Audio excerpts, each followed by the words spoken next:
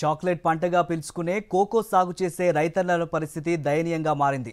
కూటమి పాలనలో ఒకవైపు గిట్టుబాటు ధర లేక పండించిన పంట ఏమి చేయాలో పాలుపోక అన్నదాతలు అల్లాడిపోతున్నారు. సమస్య పరిష్కరించాల్సిన సర్కారు మొద్దు నిద్రతో కోకో రైతులు ఉద్యమ బాట పట్టారు.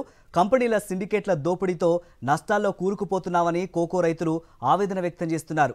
అంతర్జాతీయ మార్కెట్లో ఉన్న ధర తమకు ఇవ్వాలని రైతులు కోరుతున్న వేళ కార్పొరేట్ కంపెనీలు నిర్ణయించిన ధరలకే ఇచ్చి రైతులను కూటమి సర్కార్ మోసం చేస్తోంది. కూటమి సర్కార్ అధికారంలోకి వచ్చిన నాటి నుండి రైతన్న పరిస్థితి ముందు నుయ్యి వెనుక గొయ్యి అన్న చందంగా మారింది. కోకో పంటలు కొనుగోలు పెను సమస్యగా మారింది.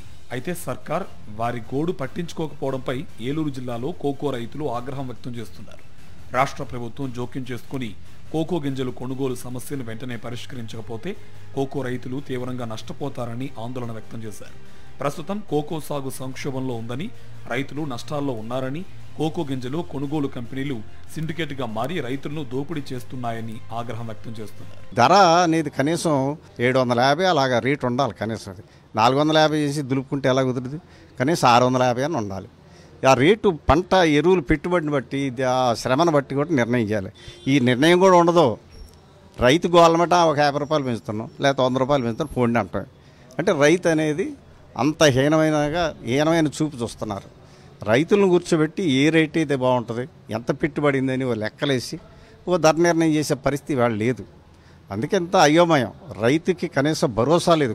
రాష్ట్రంలో 75,000 ఎకరాల్లో కోకో తోటల సాగు ఉందని, ఏలూరు జిల్లాతో పాటు తూర్పుగోదావరి, పశ్చిమ గోదావరి, కోనసీమ, కాకినాడ, అనకాపల్లి, విజయనగరం, శ్రీకాకుళం జిల్లాలో కొబ్బరి, ఆయిల్ ఫామ్ తోటల్లో కోకో అంతర పంటగా ఉందన్నారు.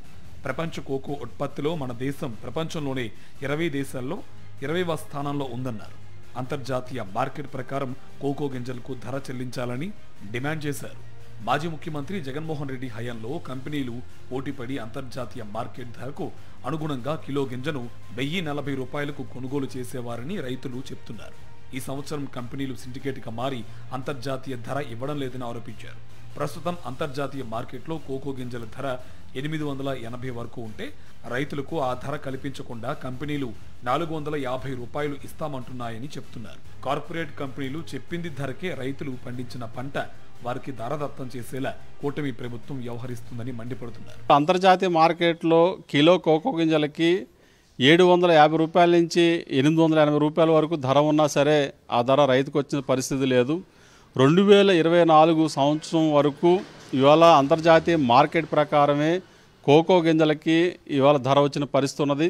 మరి అట్లాంటిది ఈ 2025 ఈ సంవత్సరం అంతర్జాతీయ మార్కెట్ ధర ఇవ్వకుండా కంపెనీలు అన్నీ కూడా సిండికేట్గా మారి రైతులు మోసం చేస్తున్న పరిస్థితుల్లో ఇవాళ ఆంధ్రప్రదేశ్ కోకో రైతుల సంఘాన్ని ఏర్పాటు చేసి రోడ్లెక్కి పెద్ద ఎత్తున పోరాటం చేస్తూ ఉన్నాం. విదేశీ కోకో గింజల దిగుమతులు నిలుపుదల చేయాలని రైతులు కోరుతున్నారు.